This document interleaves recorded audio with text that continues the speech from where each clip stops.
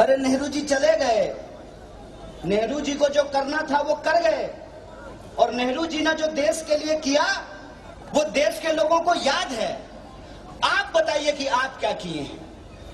Already जिस देश में 5 लाख लोग हर साल इंजीनियरिंग कर रहे हो, वहां पे प्रधानमंत्री के स्कीम लेकर के आते हैं, स्किल इंडिया।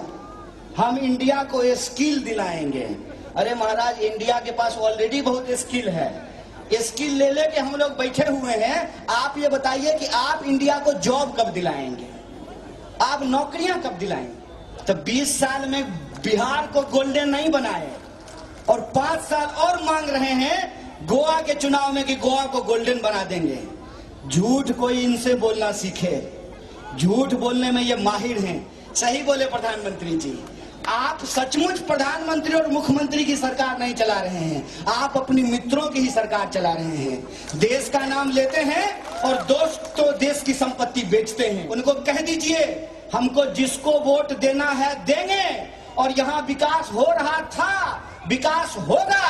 पैसा तुम्हारे बाप का नहीं, हमारे टैक्स का पैसा है। विकास का प्रोजेक्ट किसी भी हाल में हम रुकने नहीं देंगे। तुम चाहते बड़े करो, मुझे बस, मैं जितनी देर आकर के स्टेज पे बैठा हूं, मैंने इतनी ही कोंकणी सीखी है। अभी हमसे पहले जो हमारे गोवा फॉरवर्ड पार्टी के लीडर हैं वो बात कर रहे थे, तो उन्होंने जब अपनी स्पीच खत्म की तो वो जो लास्ट लाइन था वो मैं सीख लिया, और इससे ज्यादा कोंकणी मुझे नहीं आती है। इसीलिए मैं आप सबसे विनती करके हिंदी में बोलने की इजाजत चाहता हूं। बहुत बहुत शुक्रिया, बहुत बहुत धन्यवाद। साथियों, मेरी आवाज जहां तक पहुंच रही है, मैं सभी आदरणीय बुजुर्गों का, माताओं बहनों का, नौजवान दोस्तों का, दुकान चलाने वाले, होटल चलाने वाले, खेती करने वाले, नौकरी करने वाले, मेहनत मजदूरी करके अपने परिवार का भरण पोषण करने वाले तमाम गोयंकर का, गोवा के सभी निवासियों का, फोंडा के सभी निवासियों का क्रांतिकारी इस्तकबाल करता हूं, आपका हार्दिक अभिनंदन करता हूं। मैं बोलने से पहले ही इसलिए इजाजत मांग लिया कि जबरदस्ती टेलीप्रॉम्प्टर तो है नहीं हमारे पास प्रधानमंत्री के जैसा, और गलत कोंकणी बोलने से अच्छा है कि अपनी ही भाषा में बात की जाए। लेकिन इसका यह कतई मतलब नहीं है कि मैं बिहार से, बेगूसराय से चल करके आपके बीच आया हूं, मैं अपनी मातृभाषा आपके ऊपर नहीं थोपना चाहता हूं। आपकी जो मातृभाषा है, चाहे वो कोंकणी हो, उर्दू हो, हिंदी हो, कन्नड़ हो, मलयालम हो, सबका मैं बराबर सम्मान करता हूं। लेकिन इस देश की एक खासियत है, यह देश एक ऐसा बगीचा है जिसमें सिर्फ एक रंग के फूल नहीं हैं, इसमें हर रंग के फूल हैं। इस देश में जिस तरीके से प्रकृति ने अपने बागवान को सजाया है, वैसे ही इस देश के इतिहास ने इस देश के बागवान को खूबसूरत बनाया है। आप किसी कॉन्स्टिट्यूएंसी को देख लीजिए, हिंदू भी हैं, मुस्लिम भी हैं, क्रिश्चियन भी हैं, तमाम तरीके के लोग एक साथ इस देश के नागरिक की तरह बराबरी के अधिकार के साथ, अपनेपन के भाव के साथ मिलजुल करके रहना चाहते हैं।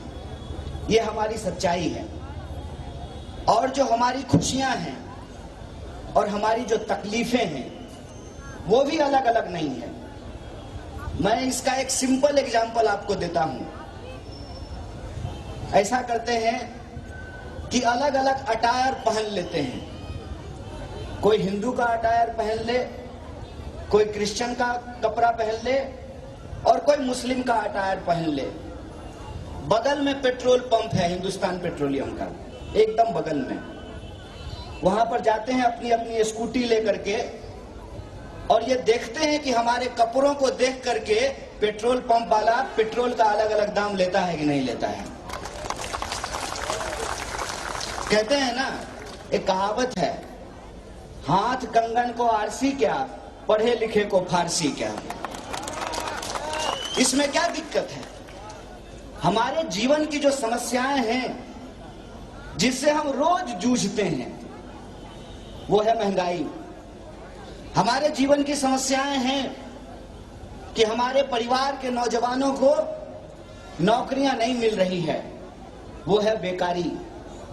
हमारे जीवन की समस्याएं हैं कि हम जिस भी काम धंधे में लगे हुए हैं, कोरोना के चलते, लॉकडाउन के चलते, गलत नोटबंदी के चलते, गलत जीएसटी के चलते आज वो कारोबार दम तोड़ रहा है।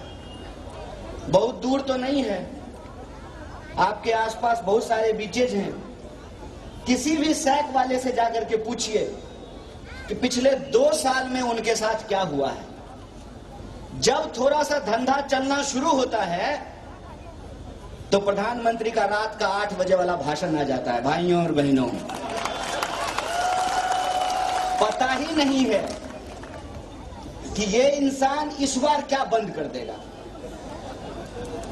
ऐसी परिस्थिति में हमारे देश के जो लोग हैं, हम उनको नमस्कार भी कहते हैं, आदाब भी कहते हैं, गुड इवनिंग भी कहते हैं।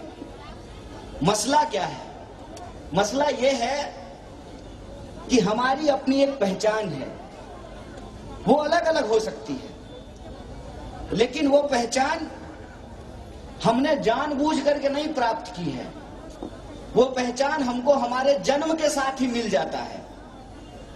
मान लीजिए मेरा नाम कन्हैया है, तो इसमें मेरा क्या है?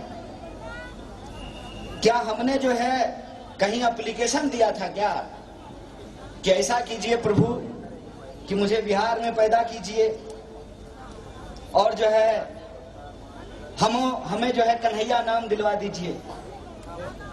जिस भी धर्म या भाषा के आप हों, जिस भी जाति या समुदाय के आप हों, उसमें आप पैदा हुए हैं और वो आपके हाथ में नहीं है। जो ही आप पैदा इस देश में होंगे, आपकी कोई ना कोई भाषा होगी, आपकी कोई ना कोई संस्कृति होगी, आपकी कोई ना कोई जाति होगी, आपका कोई ना कोई धर्म होगा। लेकिन लोकतंत्र के जिस महापर्व को हम सेलिब्रेट करते हैं, चुनाव चल रहा है। कल प्रधानमंत्री जी गोवा में झूठ बोलने के लिए आए थे, तो हमको उनका भाषण सुनकर के लगा कि झूठ ही बोलना है तो बिला वजह का जो है 8,500 करोड़ का रुपया का हवाई जहाज खरीदे, हजारों रुपया जो है खर्च करके गोवा आए, और गोवा आए तो 2 घंटे तक गोवा के लोग परेशान रहे। जिस मांडवी ब्रिज का वो जिक्र कर रहे थे, जिस न्यू जुआरी ब्रिज का वो जिक्र कर रहे थे, जो अभी बना नहीं है, गलती से स्कूटी लेके नहीं चल जाइएगा, गिर जाइएगा उसमें, अभी भी वो अधूरा ही है। जो वादे 2011 में किए गए थे वही वादे 2022 में भी किए जा रहे हैं, उसमें मैं बाद में बात करूंगा। तो हमको लगा कि प्रधानमंत्री जी झूठ ही बोलना है, गोवा का नहीं जाने की क्या जरूरत है। जैसे एएनआई को बुला करके इंटरव्यू दिए थे, दिल्ली में ही पीएमओ में बैठ करके झूठ बोल लेते भरदम।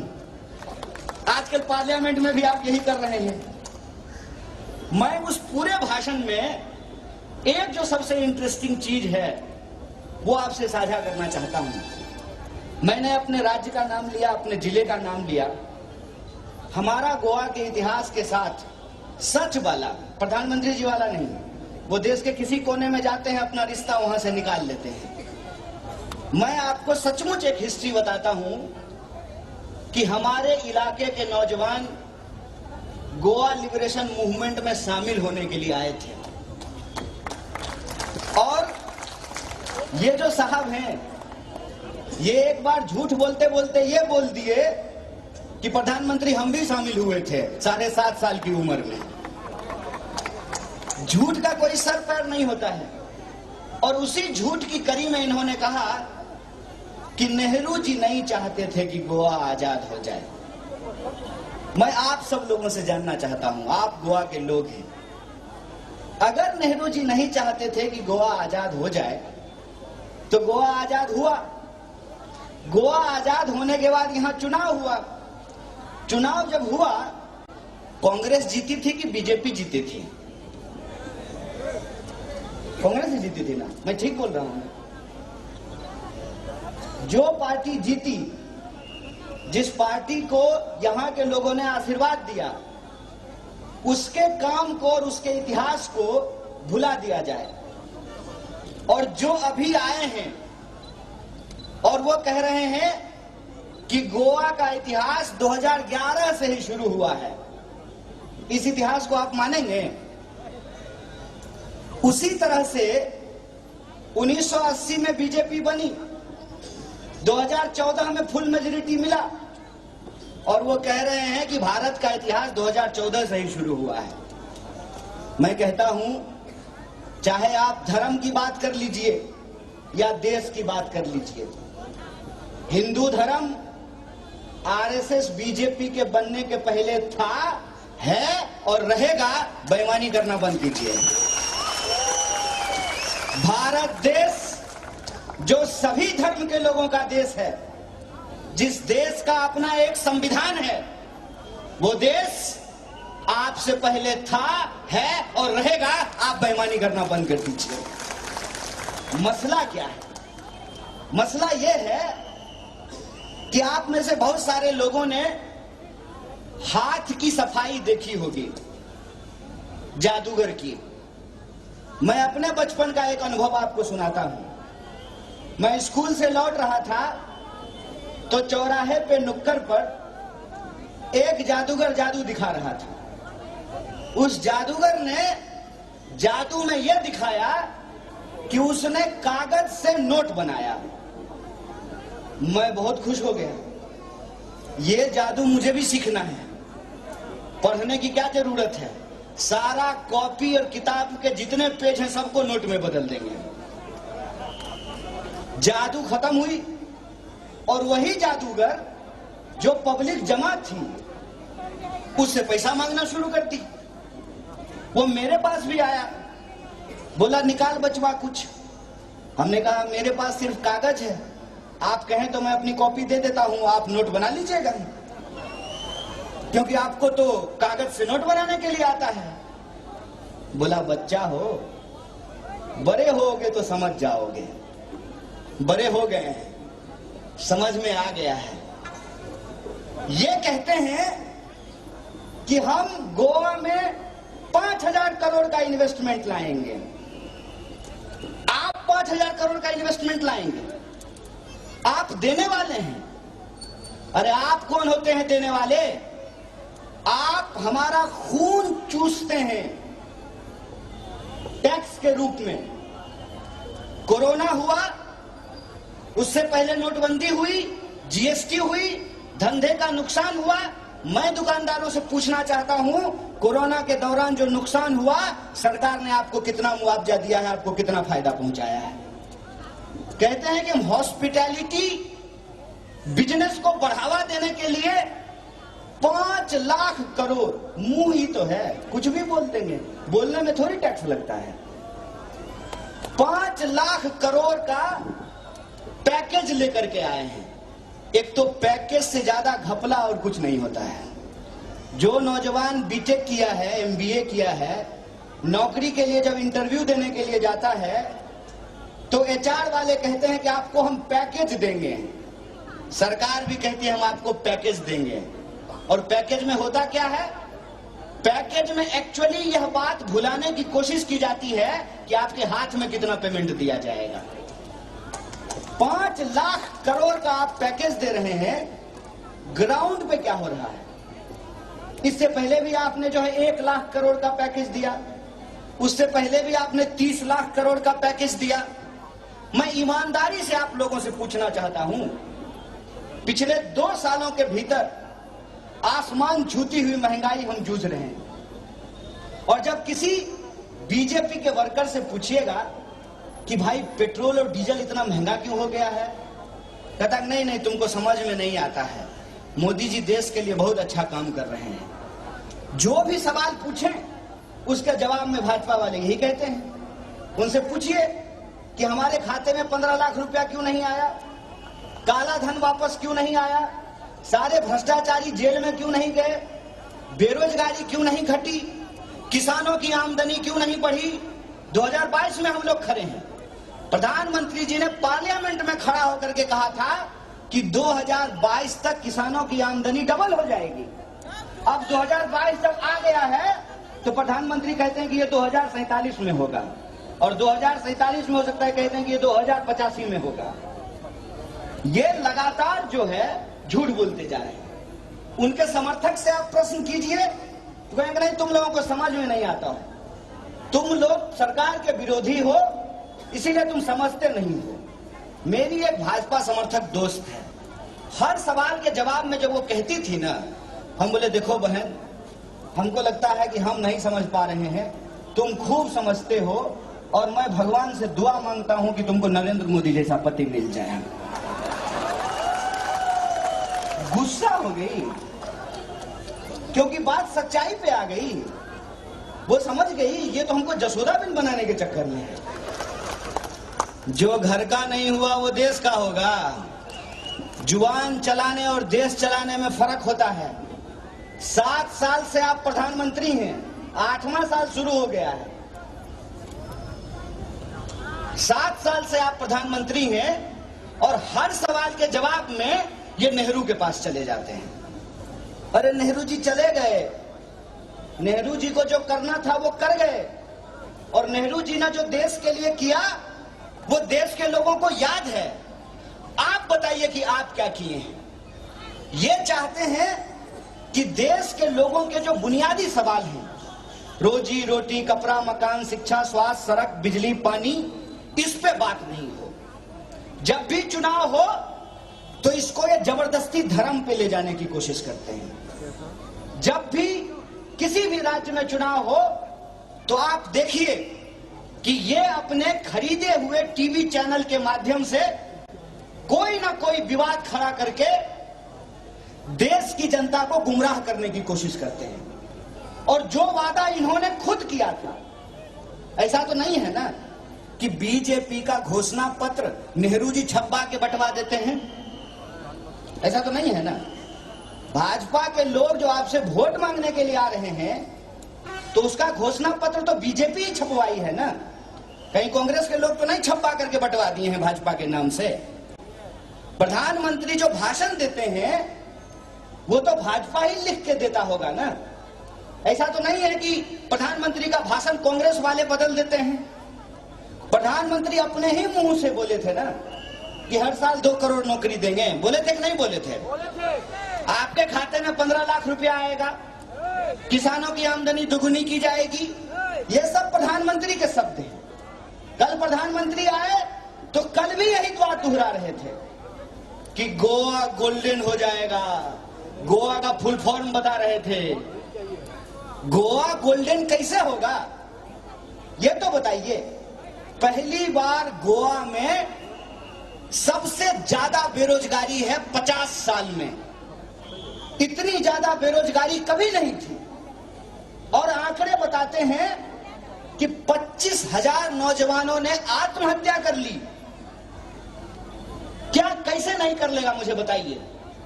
ये वैलेंटाइन वीक चल रहा है, रोज डे से लेकर के वैलेंटाइन डे तक जाएगा, आज प्रॉमिस डे है। बेरोजगार नौजवानों की हालत यह है कि सरकार उसका प्रॉमिस नहीं पूरा कर पा रही है और वो अपने सरकार का प्रॉमिस नहीं पूरा कर पा रहे हैं।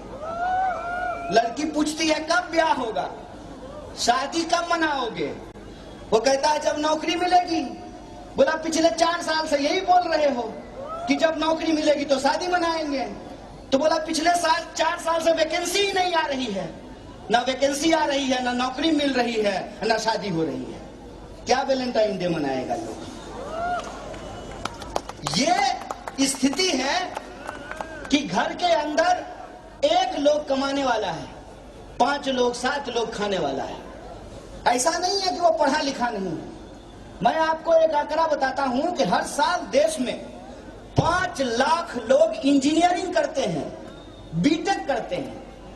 ऑलरेडी जिस देश में 5 लाख लोग हर साल इंजीनियरिंग कर रहे हो, वहां पे प्रधानमंत्री के स्कीम लेकर के आते हैं, स्किल इंडिया। हम इंडिया को स्किल दिलाएंगे। अरे महाराज, इंडिया के पास ऑलरेडी बहुत स्किल है। स्किल ले लेके हम लोग बैठे हुए हैं। आप ये बताइए कि आप इंडिया को जॉब कब दिलाएंगे, आप नौकरियां कब दिलाएंगे? जॉब की हालत यह है कि सरकारी सेक्टर में कोई स्टेट ऐसा नहीं है, गोवा को छोड़ दीजिए क्योंकि यहाँ कुल पॉपुलेशन ही 15 लाख है। हर स्टेट में 5 लाख 10 लाख पोस्ट खाली है, सरकार उस पर वैकेंसी नहीं निकालती है। अगर गलती से वैकेंसी निकल जाए तो एग्जाम नहीं लेती है। एग्जाम अगर हो जाए तो क्वेश्चन पेपर लीक हो जाता है। आप सब आपने देखा होगा कि हमारे देश की पुलिस जो हमारे ही टैक्स के पैसे से वेतन लेती है, और हमारे देश घर के बच्चे जब नौकरियों के लिए सड़क पे उतरते हैं तो उनके ऊपर डंडा चलाती है। आपने देखा होगा कि इस देश के भीतर किसान सड़क पे बैठ करके 1 साल तक इंतजार करते रहे, प्रधानमंत्री के मुंह से एक शब्द नहीं निकला। और जब उत्तर प्रदेश और पंजाब का चुनाव आया तो प्रधानमंत्री माफी मांग करके किसान बिल वापस करा दिए। मैं कहता हूं कि भाजपा को किसी भी प्रकार से सिर्फ चुनाव जीतने से मतलब है। इसीलिए वो चाहते हैं कि चुनाव के अंदर लोगों के सवाल गायब हो जाएं और समाज का धर्म के आधार पर पोलराइजेशन किया जा सके, धर्म के आधार पर ध्रुवीकरण किया जा सके। मैं होंडा की एक एक जनता से, भाइयों से, बहनों से, नौजवानों से ये अपील करना चाहता हूं कि 5 साल में एक बार चुनाव होता है, इस मौके को गवाइए मत। जब आप सड़क पार कर रहे होते हैं उस वक्त आपका दिमाग अगर कंफ्यूजन में होगा तो एक्सीडेंट हो जाएगा। आप किसी चौराहे पे पहुंचे हैं, आपको लेफ्ट घूमना है कि राइट घूमना है, इसका अगर आप निर्णय नहीं कर पाएंगे तो एक्सीडेंट कर जाएगा। 5 साल के बाद इलेक्शन हो रहा है, इसीलिए मैं खास करके अपने नौजवान दोस्तों से अपील करना चाहता हूं, अपने दिमाग में कोई कंफ्यूजन मत रखिए और आप ये नहीं सोचिए कि कांग्रेस पार्टी हमारे लिए क्या नहीं की। आप ये सोचिए कि 2011 से कांग्रेस पार्टी पावर में नहीं है। लगातार बुनियादी सवालों को लेकर के हम लोग सड़कों पे उतर रहे हैं। हम आपसे आपका साथ चाहते हैं, हम आपसे आपका साथ चाहते हैं कि ये लड़ाई हमारे भविष्य की लड़ाई है। और आपको मैं सिर्फ ये अपील नहीं कर रहा हूं कि आप वोट कीजिए, मैं आपसे कह रहा हूं आप वोट कीजिए ही कीजिए, आप हमारा सपोर्ट भी कीजिए, क्योंकि हमारी लड़ाई इस देश में डेमोक्रेसी को बचाने की लड़ाई है। और डेमोक्रेसी की ये लड़ाई सिर्फ एक पार्टी की जिम्मेवारी नहीं है, एक संगठित समाज के तौर पर, जो समाज हम सबका है, हिंदुओं का है, मुसलमानों का है, सिखों का है, ईसाइयों का है, उस समाज के नागरिक के तौर पे आप हमारा समर्थन कीजिए। आप घर घर जाइए और अपने सवालों को लेकर के लोगों को बताइए। आज जो हमारे समस्याएं हैं उन समस्याओं के बारे में बात कीजिए, और जो हमारे बुनियादी सवालों को गुमराह करने की कोशिश करते हैं उनको पर्दाफाश कीजिए। और गोवा के बारे में जो झूठ बोला गया है प्रधानमंत्री के द्वारा, उस झूठ का पर्दाफाश कीजिए और बताइए कि पिछले 10 सालों में बीजेपी ने कांग्रेस इस देश के अंदर सिर्फ कांग्रेस को गाली देने के अलावे क्या काम किया है, समाज को बांटने के अलावे क्या काम किया है, धार्मिक झगड़े लगाने के अलावे क्या काम किया है। और ये प्रश्न पूछिए कि कहां है नौकरी, कहां है बिजनेस, कहां है विकास। विनाश की गंदी नाली को ये विकास की गंगा बता रहे हैं। ये कह रहे हैं कि हम गोवा को गोल्डन बनाएंगे। प्रधानमंत्री जी, मैं ऐसे स्टेट से आता हूं जिस स्टेट में 20 साल से बीजेपी की सरकार है। कितने साल से? 20 साल से। और आप सब गोवा के लोग हैं। आप मुझे बताइए कि बिहार से आया हुआ इंसान आपको गोवा में मजदूरी करता हुआ दिखता है कि नहीं दिखता है?